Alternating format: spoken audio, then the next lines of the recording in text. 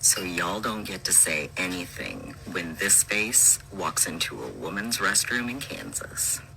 Well, Sparkle Farts, all things being equal, you are technically correct. If you follow my precious daughter into a women's room, a changing room, locker room, or anywhere else, the time for talk will have long since passed.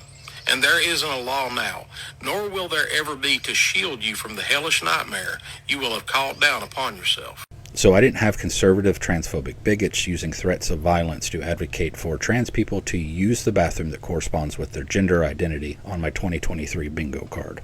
Because that's what you just watched. That bigot doesn't want that trans person in the women's restroom. Interestingly enough, that trans person doesn't want to go into the women's restroom. They want to use the men's restroom because they are a trans man. Meaning the trans man and the violent bigot are in agreement. That person should not be following someone's daughter into a women's restroom. They should be using the men's restroom because they are a trans man. The issue is that bigots are so full of hate that they don't actually understand that what they're advocating for is going to force that trans man to follow their daughter into a women's restroom and use the women's restroom. Because that law that the trans man had up behind them is being pushed by transphobic politicians, not by trans allies. That law would actually implement some of the broadest bathroom restrictions in the nation and force that trans man to use the bathroom of the gender they were assigned at birth. Meaning you will have trans men in the bathroom with your wives and daughters. This is the future that conservative transphobes are asking for.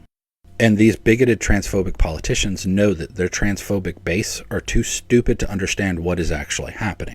And that's by design, because none of these bathroom bills are actually about protecting women or children. It's about making life impossibly hard for trans people.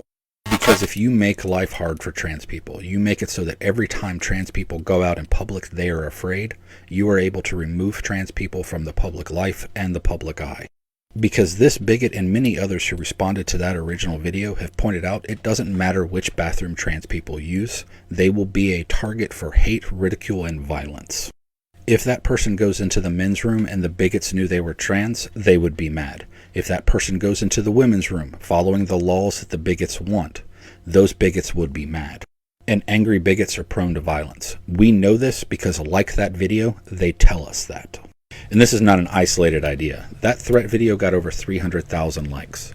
300,000 people agreeing that a trans man should be violently assaulted simply for following the law that transphobic bigots wanted passed in the first place.